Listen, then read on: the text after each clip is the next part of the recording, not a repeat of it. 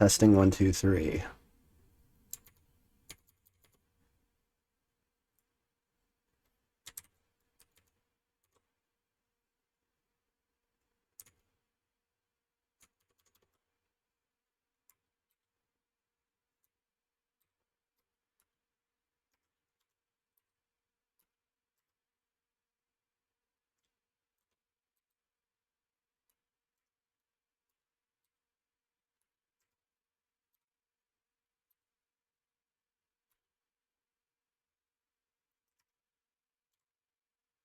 All right, here we go. What's happening, everybody? Welcome to the Evil Dojo. I am your host, the ghost with the most gnosis. Fucked up teeth, diagnosis, halitosis. Y'all already know this. But this code, even I can host this.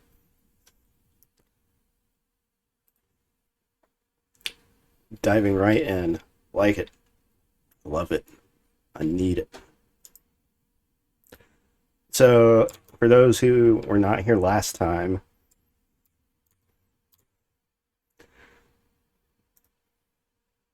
or the time before that, this is actually like episode 3. Last time on ASCII Shade, I was getting us to the point where we could actually load ASCIIs from a file. I've done some coding off stream since then, and I think everything is synced up. The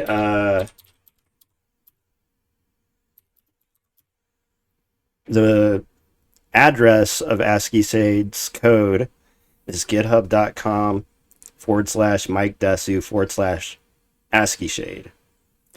And let's see, can I actually, do I have links? Yeah.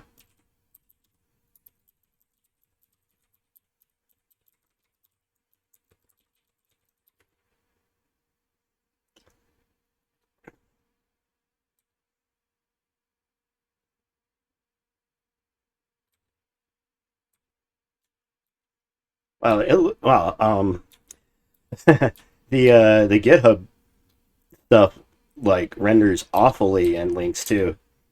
But my README renders normal, which is kind of interesting. I find that funny.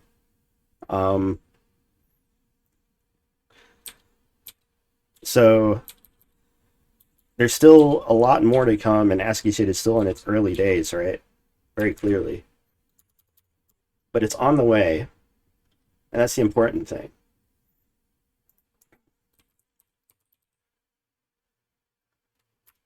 Let's see. A couple more posts, and then we'll dive right in. And then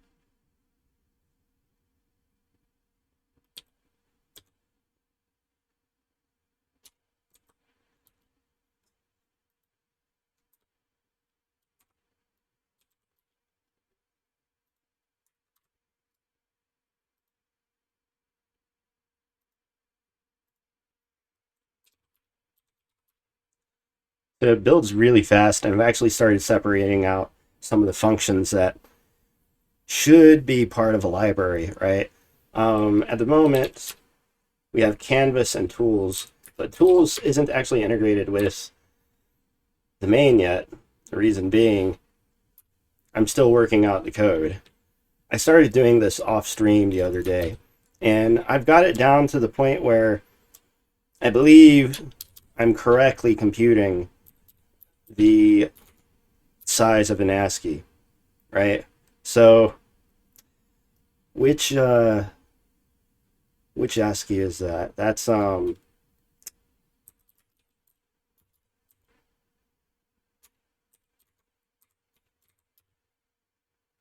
test.ascii, right? So if I were to like copy my ASCIIs into my home folder, and then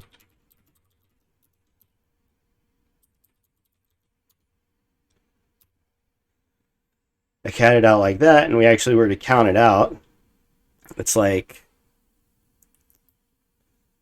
same length as that string, right?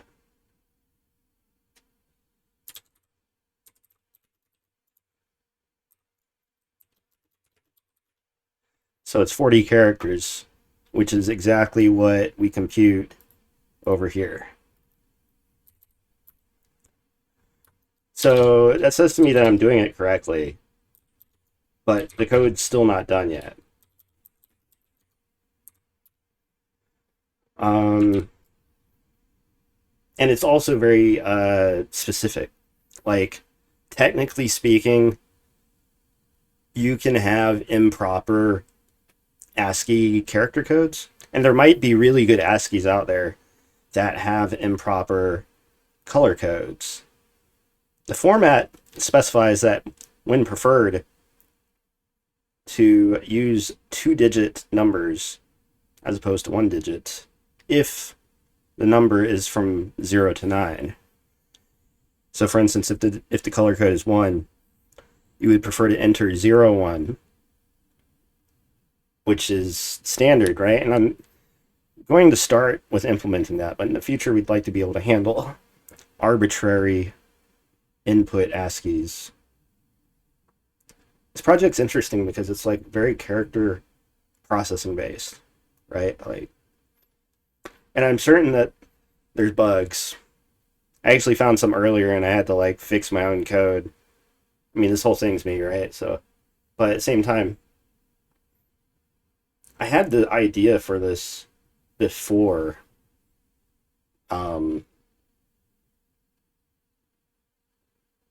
any of the crazy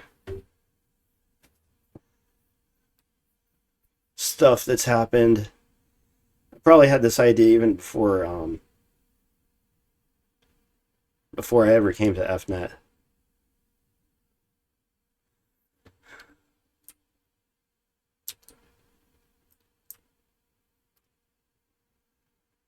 All right, so read ASCII by bytes is not complete because what we really are going to be doing here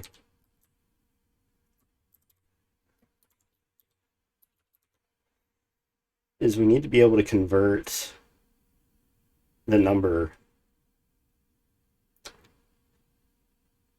into its equivalent color codes.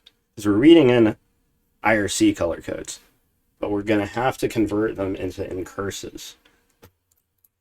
So over here, we've got a function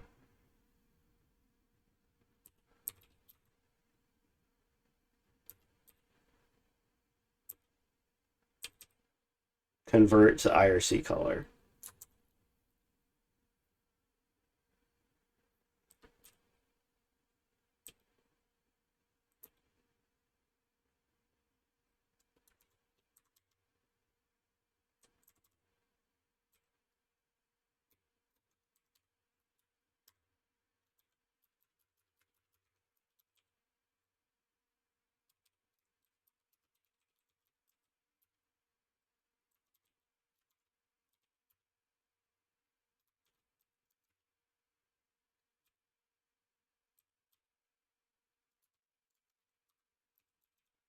That we've now just moved over into the tools file.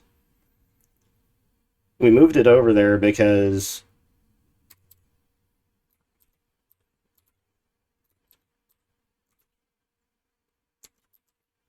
the function reading in the ASCII is going to need access to color codes in the first place.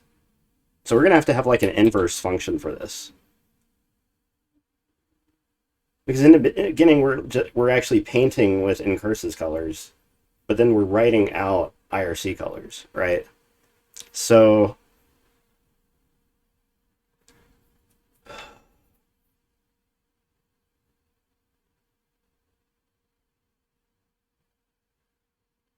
not only do we need convert to IRC color, we're also going to need convert to incurses color.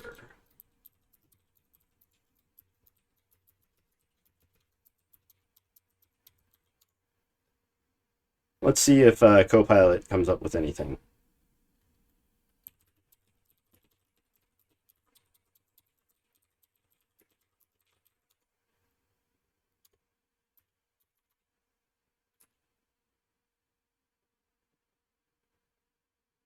I think Copilot might have shit a brick. No, there we go.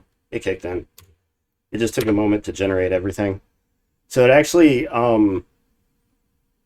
legit did a pattern matching amazing thing there by automatically figuring out the inverse of this. And it even did the commented code too, which is really impressive. God damn. So now that we have that, we also need to put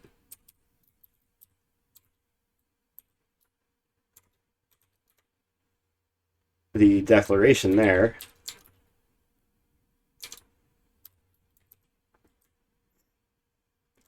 So when we're actually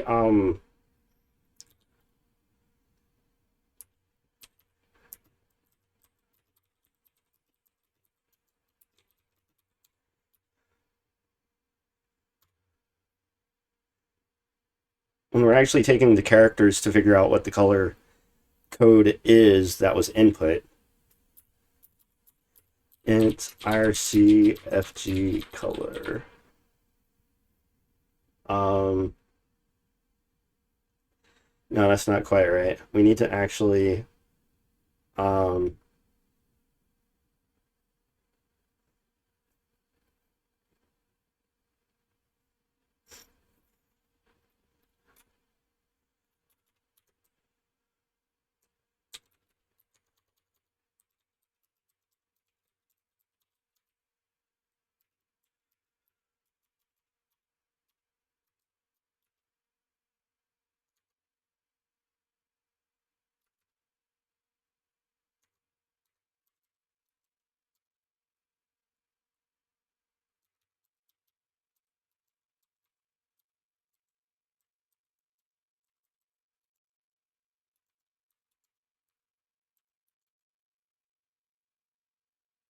oh, it is 4.5. Whoops.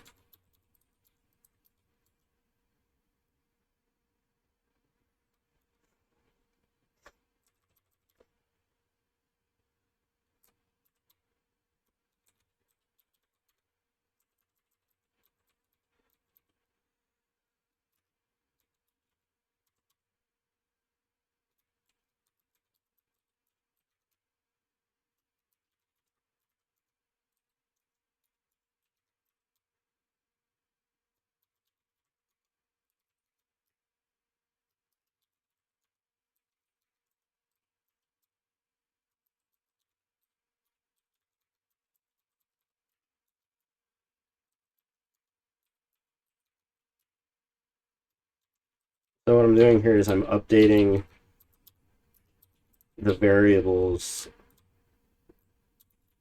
that I was initially using. Make something a little bit more, slightly more robust. Not really that much more robust, but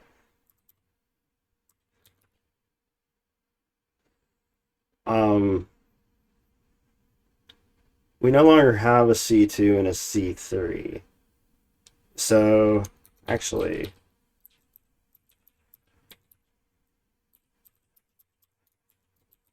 FGIC color.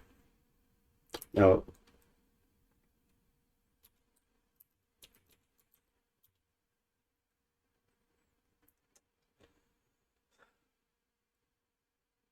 Can't you like do it from like a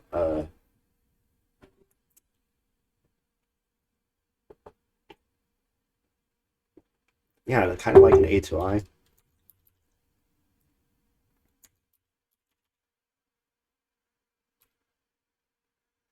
I don't know.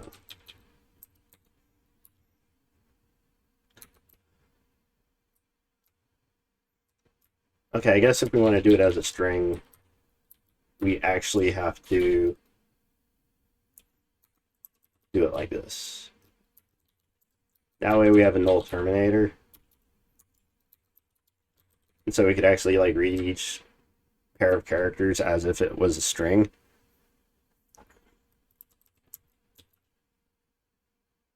There we go. That's what I was looking for. scanf.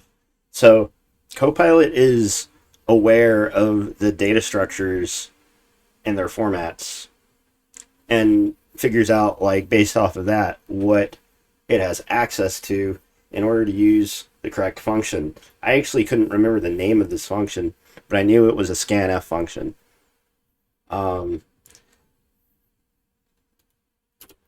Naturally, it does it again for the background characters.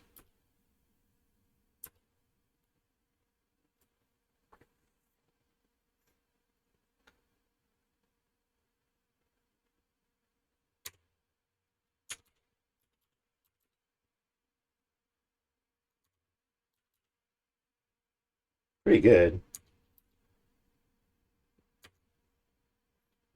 So for every character that we read in,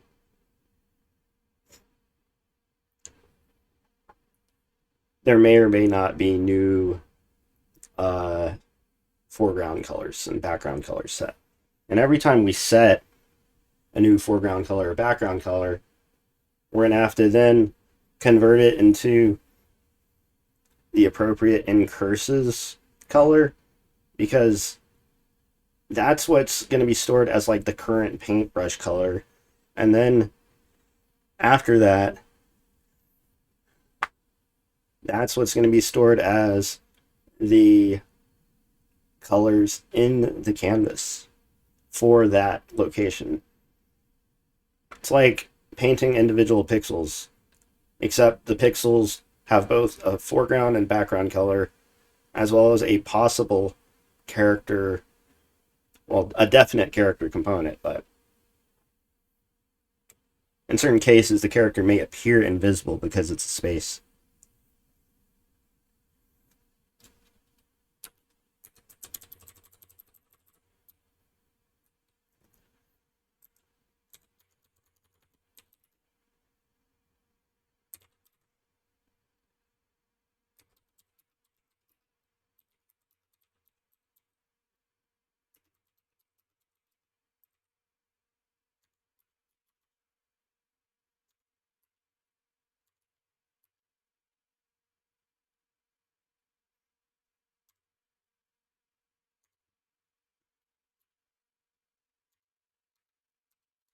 And we can kind of shorten the code on this one.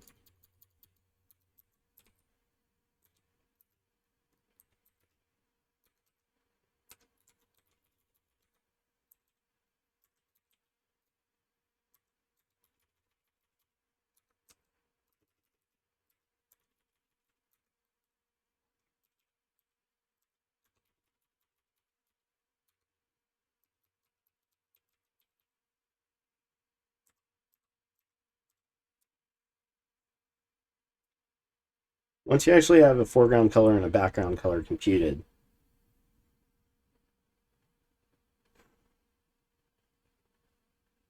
it's like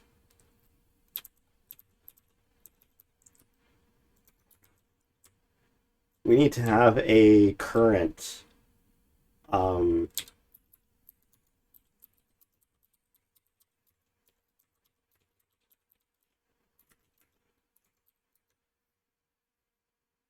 like we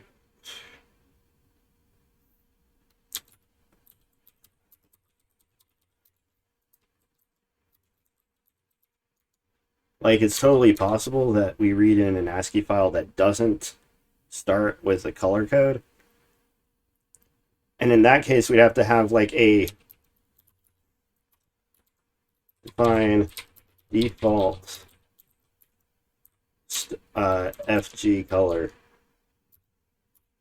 And I think based off of the original input ASCII, it's 7 and 0.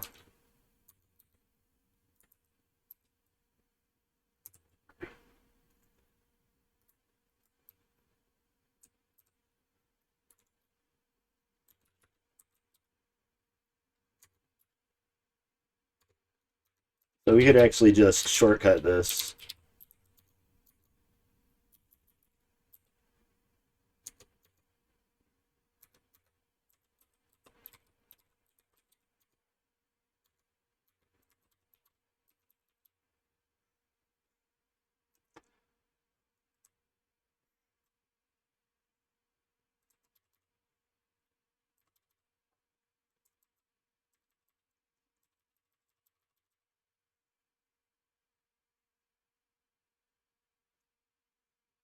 So at this point, the current foreground color and the current background color get updated, right?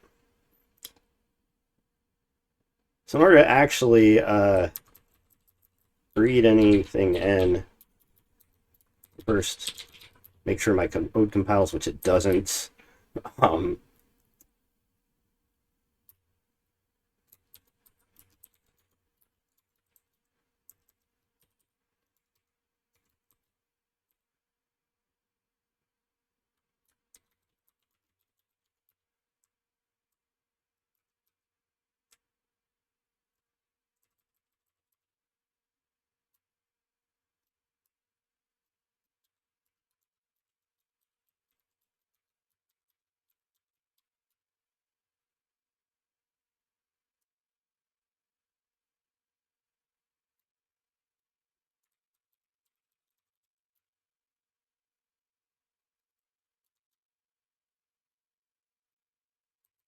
oops.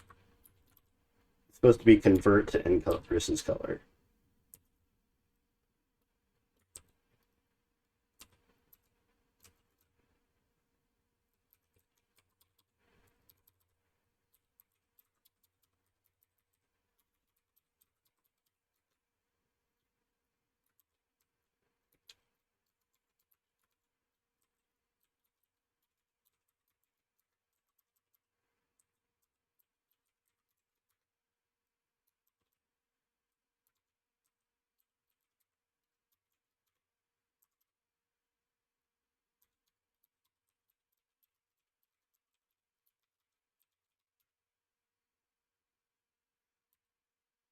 Implicit.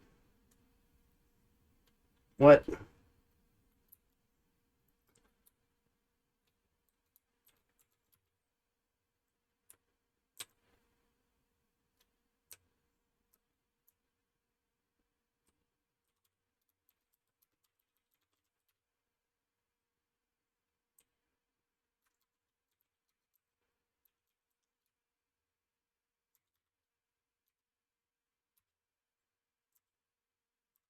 Oh, whoops.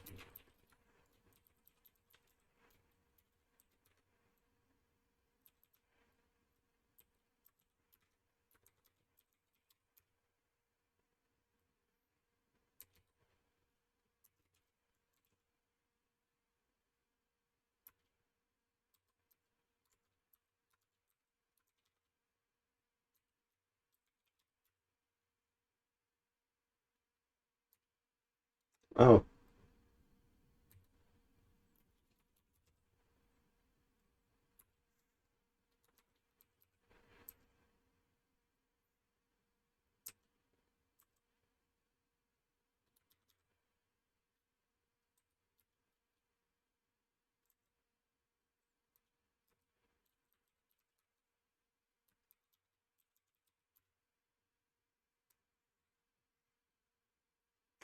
oh,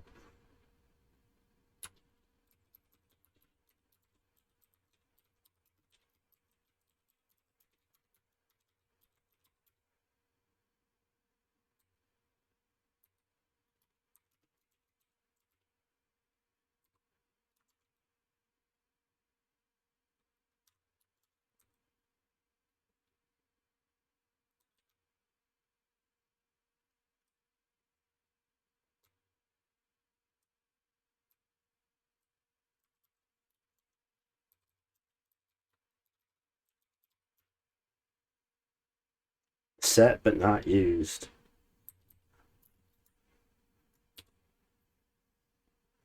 Aren't we using it down here? Current FG color? I guess we're not. It's complaining that we're not like printing it out or something. Maybe it's doing some advanced detection. I mean, we'll eventually copy that into a canvas.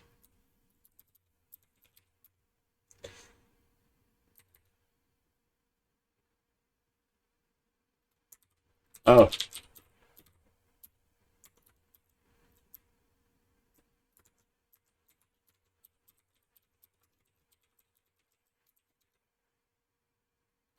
What line was that? 440?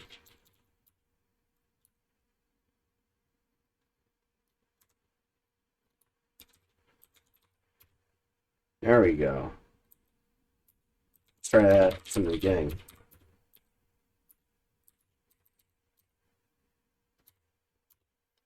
That's what we like to see. No errors, no warnings.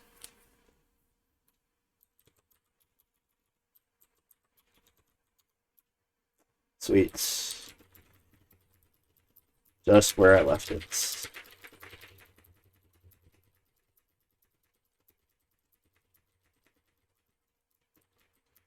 Uh-oh. I guess I did force code something in here. Yeah.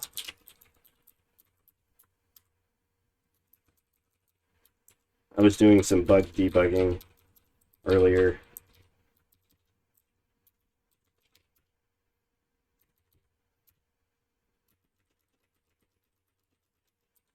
Okay, that works. That works.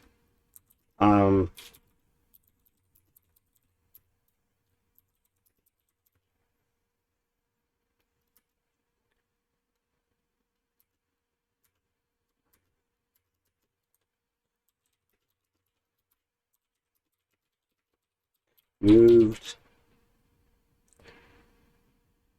color code conversion functions over into tools.h in prep for reading to canvas. Or actually, storing values in canvas. Yo, Noah, what's happening, homie?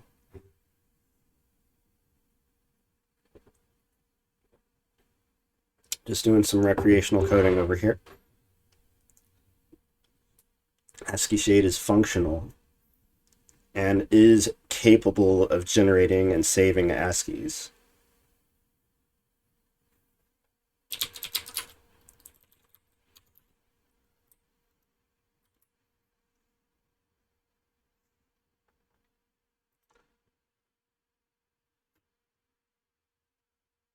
Let's see.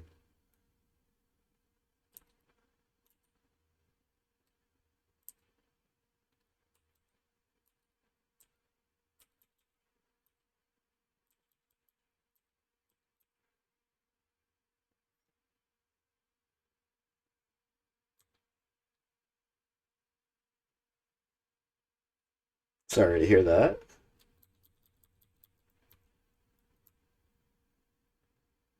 It's a problem in every. It's a problem everywhere, honestly. I don't think that you can get away from corruption no matter if you're in a big or small town.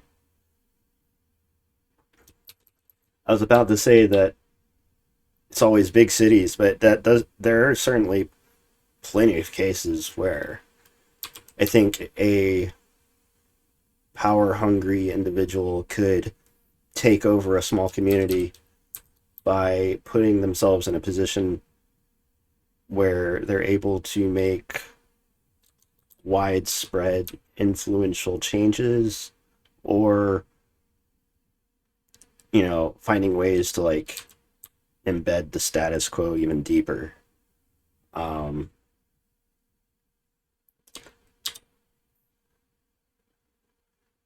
think before I do any serious big ASCIIs, I should complete the save function. just kind of having fun there. Um, I mean, that's definitely messed up. Anytime a politician uses public funds to divert into their own self interest, especially ones that are regressive, um, is problematic at minimum.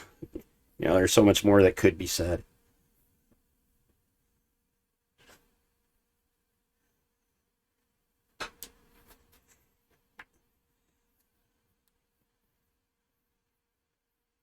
I mean, that's an interesting topic to think about. Um, like,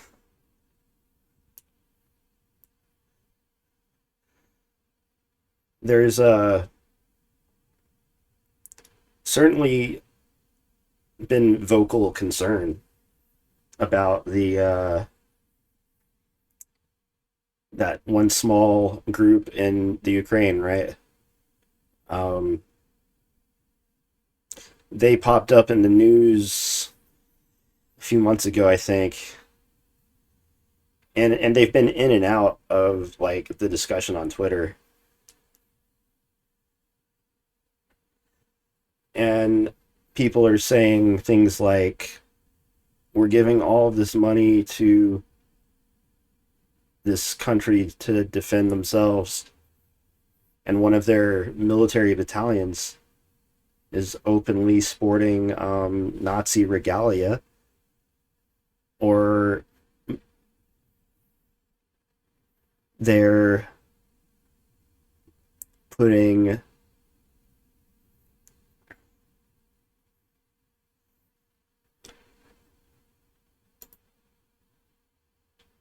like,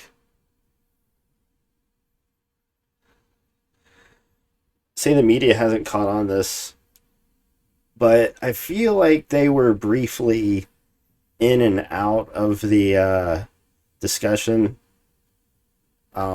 I think like the major news organizations like NBC, CNN have definitely at least touched on the fact that they exist. But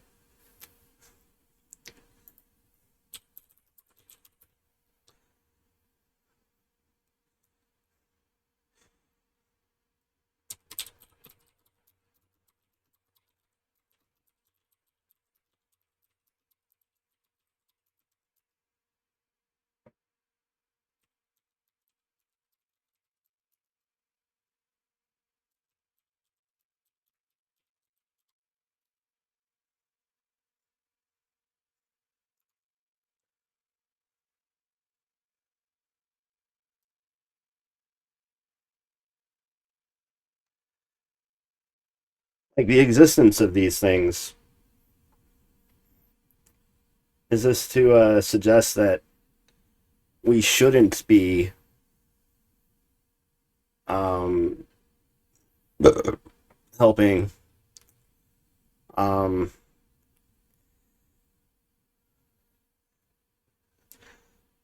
yeah, and see, it's one thing if it's like it's almost like there's a double standard, right? Like on one hand, you've got these people who are openly calling for, you know, the destruction of this country, or the you know, taking it over as, you know, as if it was their own. But isn't that the story of human history on one level? Like, would we not have America if not for our ancestors invading? Um, you know, it's always been the popular leftist thing to criticize America's role as world police, or at least that's how it was when I was a kid growing up, right? Like, what is and isn't conservative or liberal has changed over time. And the things that people once said were conservative are now liberal, and the things that were once liberal are now conservative. And there's always going to be this back and forth where, based off of the relative popularity of certain ideas, um, certain powers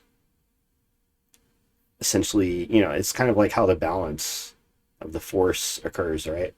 Like, or at least, assuming that that's how things how they actually work, but in reality, it only seems like the things that have real power are ideas.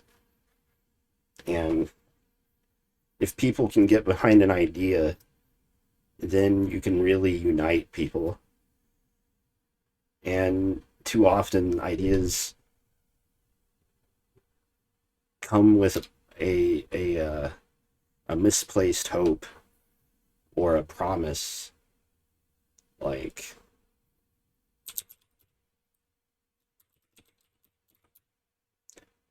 with software, right? Like, somewhere along the way, the vision has been dragged so far away from the true path, I feel like. Um, and part of my rant about that is about like how bogged down user interfaces are on the internet and how much data is required and how much computer processing power is needed just to view a fucking website, right? Like, there's a reason I like operating in this space where it's the terminal. But ever since college, I actually wish that I had taken the time to get better at Vim in college.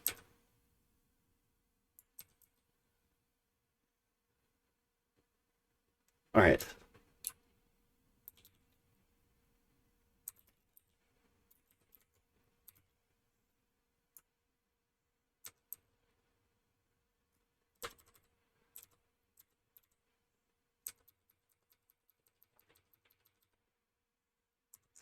Now, there's definitely going to be cases where this fucks up real bad. And I'm going to have to error proof this when I run into those situations. I could try to do it now. It's kind of a rabbit hole, though. And I want to actually start writing to a canvas.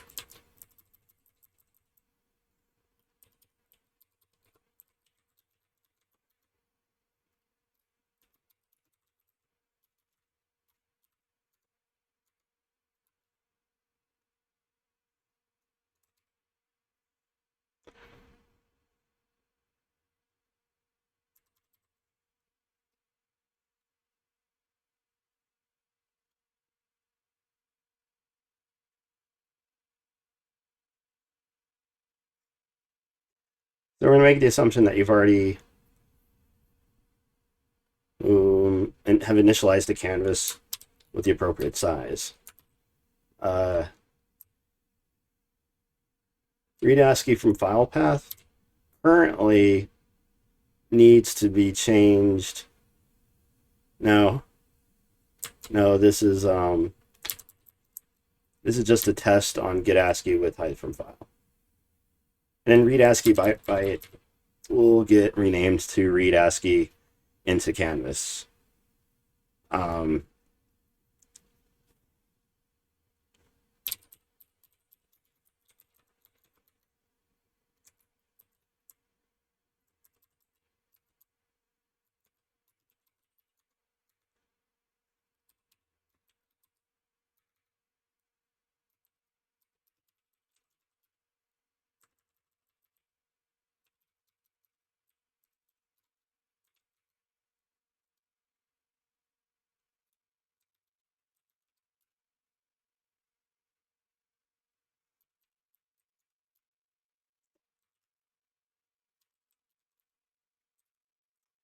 so reading ASCII into canvas. we take the file pointer, and then we're going to also take canvas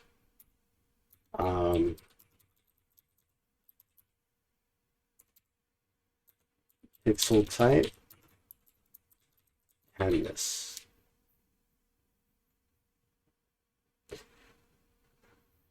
We also need the canvas width, or rather the canvas height and the canvas width.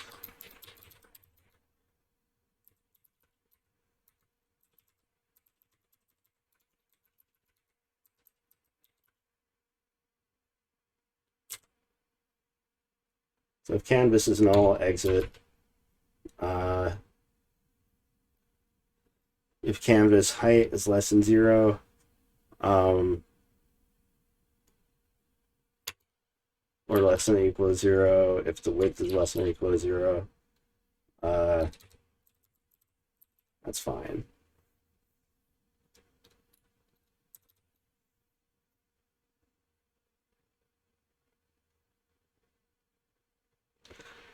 All right.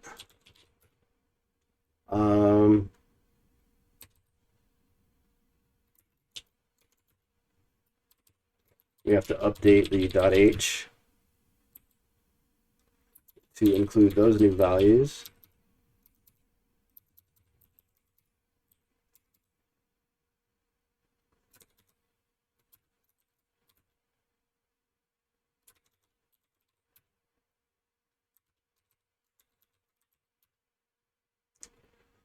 Oh,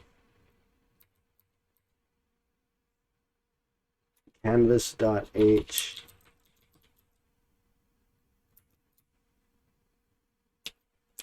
line 7.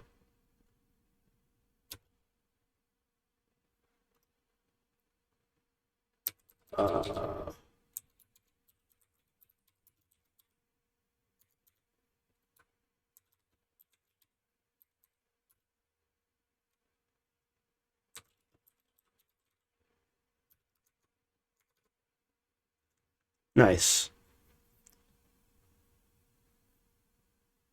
I hope you have a good time, man. That sounds pretty awesome.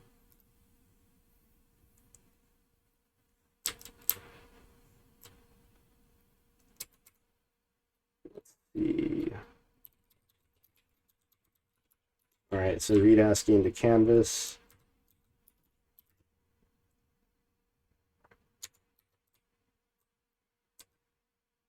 Here's the problem. We need an actual canvas here.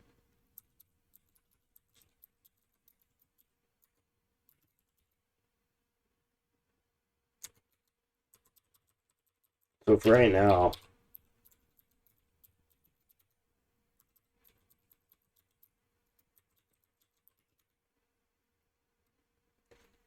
we're going to do that.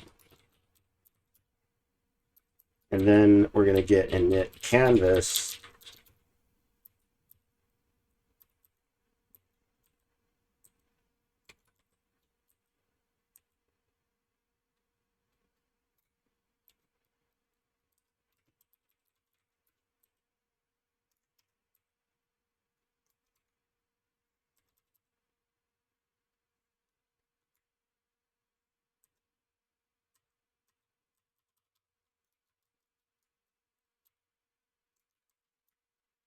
Oh, it's in canvas.h.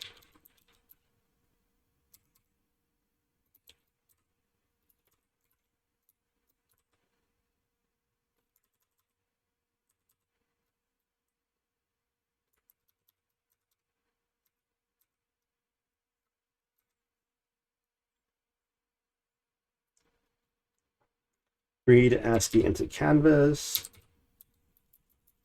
And this canvas equals init canvas. And then after we read the ASCII into the canvas, and then we close the file, we're going to free the canvas. That's pretty dark, brutal, man. That's pretty awesome, though. I would go visit it for sure.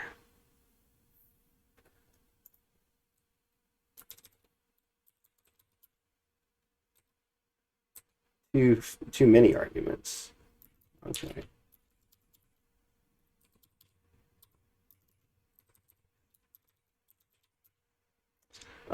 Conflicting type.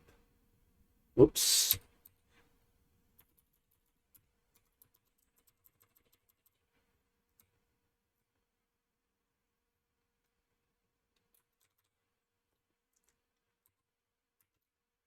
Wait, too few arguments.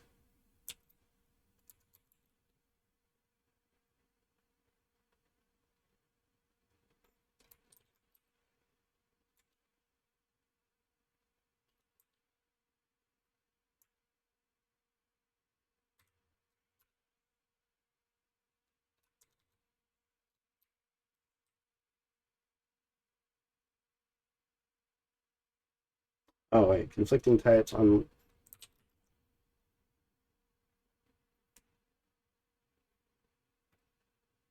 Oh. Okay, we need to pragma once. Ha.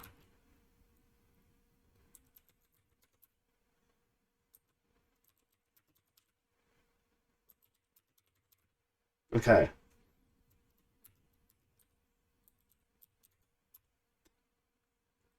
All right, so it seems like I'm actually reading something into memory now, right? Um, that's in tools.c. That's in read ASCII from file path. We could actually straight up return the canvas if we knew what the width and height were. If I had some sort of wrapper structure around the pixel type that also stored the width and the height so that we could actually return that too.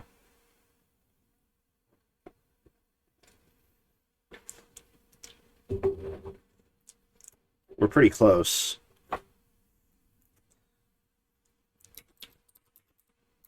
Let's go ahead and save this.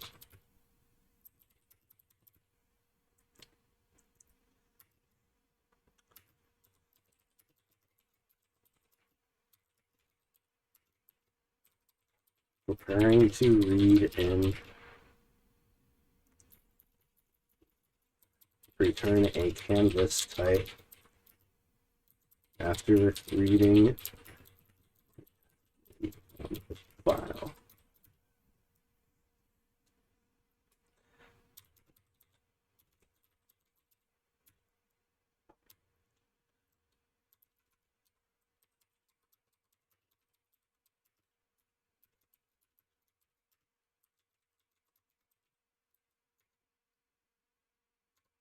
So it was pretty smart and figured out what I wanted already from the get-go.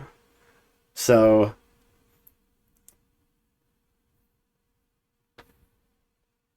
um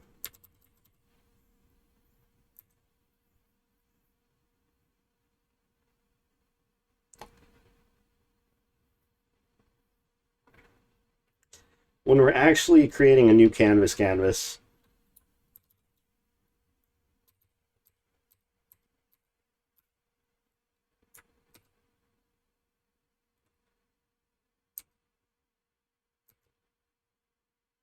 is like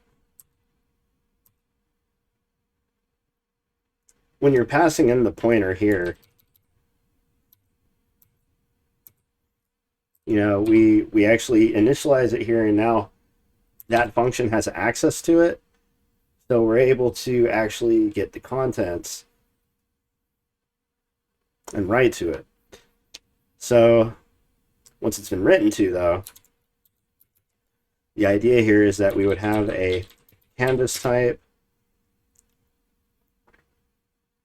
that we also have to allocate.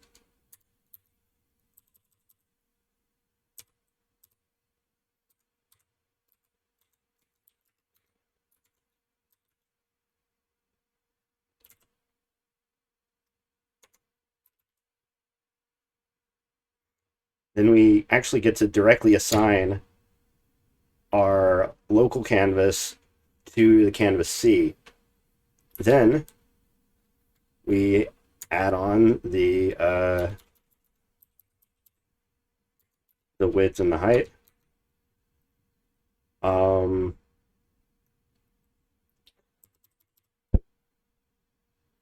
And this is where, like, we are currently just freeing the memory that we used for testing purposes, but momentarily we're going to remove these lines of code and actually pass what we're allocating back up into a calling function that might be using tools.c to read an ASCII from a file.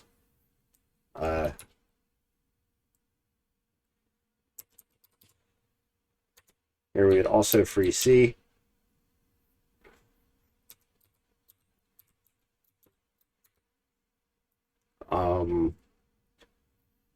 Because the memory that we're actually pointing to, like, people are kind of silly when it comes to managing pointers.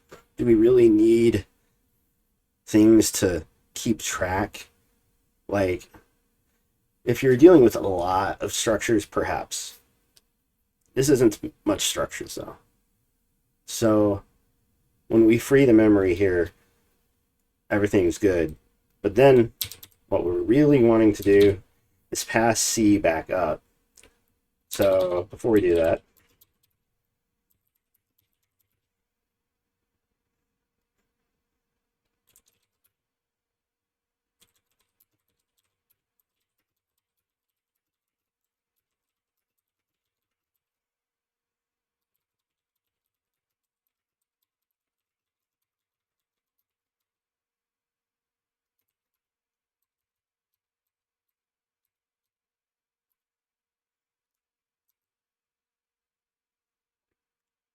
I think we'll probably take a break here once I actually get something rating in. And we're really close. So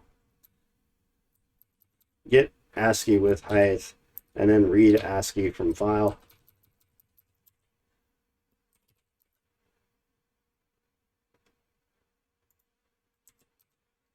You know, TypeScript might be legacy, but honestly, when I see the Twitter wars about the different variants of JavaScript, and they're all just JavaScript with like flavors on top and extra type checking and whatnot, but it's like you can just write JavaScript correctly to begin with to check all that stuff.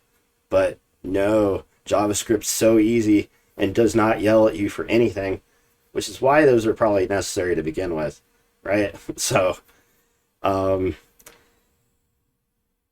lot of this is, I think, just a lot of the same make sure that the thing is allocated before you use it type situations. Deleting code is often better than adding code, that's for sure. So we want to return a canvas pointer type.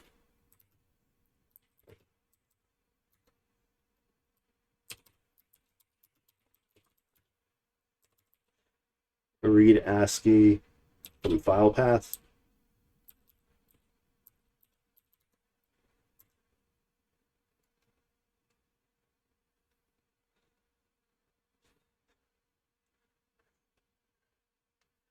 That seems like a waste of time. Why even use TypeScript if you're not going to have type checking? There must be some feature that someone really cares about. So,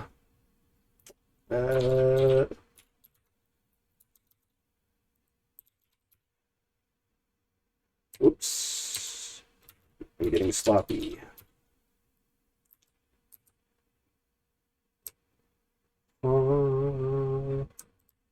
What?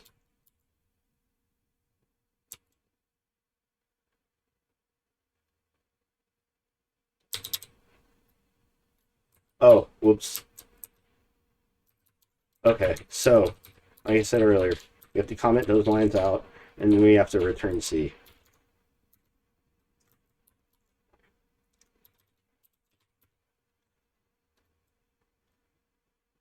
We on that strict mode. We got that strict code. Brain on overflow. Gonna explode. Hit you with that ice cream apple pie a la mode. We bring you a game. If you're Princess Peach, I am Toad.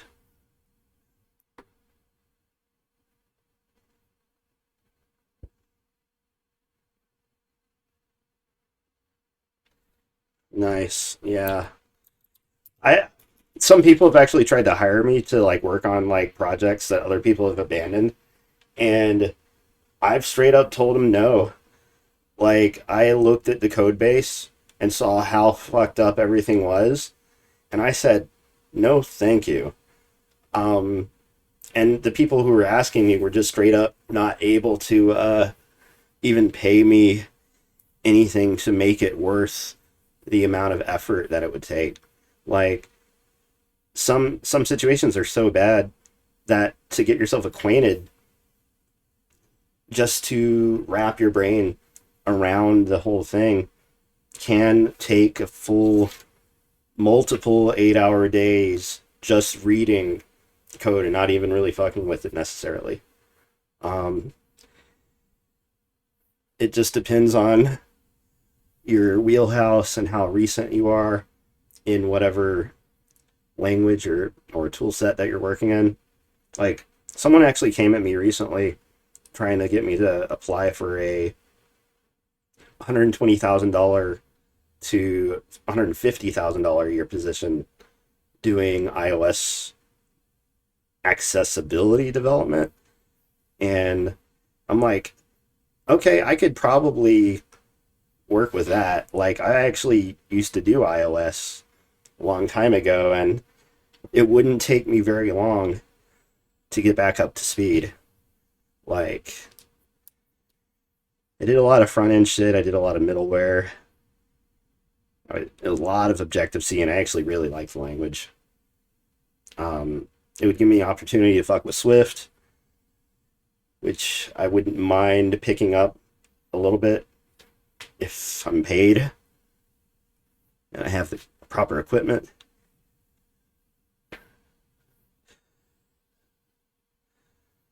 Let's see. Okay.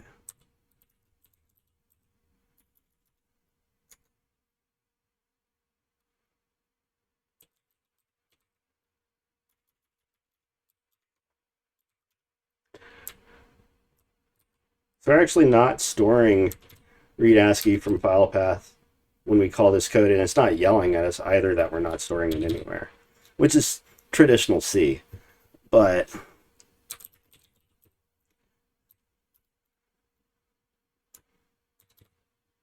like, if I were to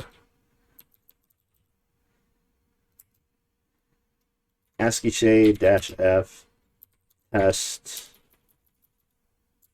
2 ASCII, and then just go ahead and save what's here, right? Like, actually, let's make it really big. Oh, damn. Oh, I forgot. It's Shift S in order to save. I did that so that I could have WASD movement keys for free paint mode. And I also still need to do diagonals, but the problem with doing diagonals is that Q would be up left, and that's not going to work. So, in figuring out, exactly what the input keys are going to be is going to be kind of trial and error, and ultimately, especially if I want this accessibility position, because a lot of what ASCII Shade and my upcoming Dungeon Crawler are going to be really heavily, for me anyway, focused on is, how easily can I switch between left-handed and right-handed input. Everyone's got a preferred hand. Most people are right-handed. A lot of user interfaces are set up in such a way to force someone to be right-handed. So now we have test 2 ASCII read in, right? Or saved. So if I were to do tools .c and take a look, and we have our function that returns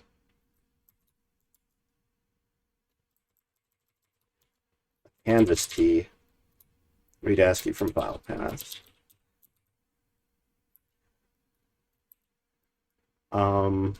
Draw initial ASCII.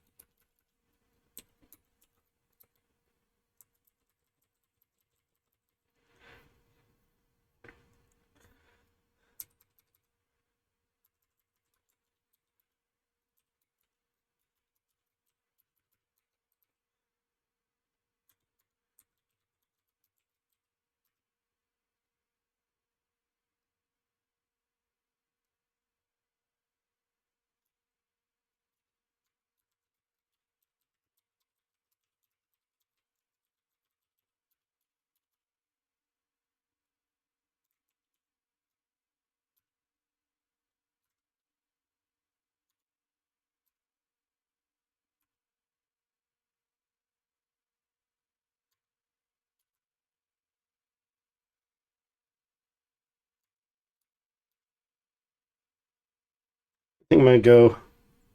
Got some stuff coming up here, but we'll be back soon.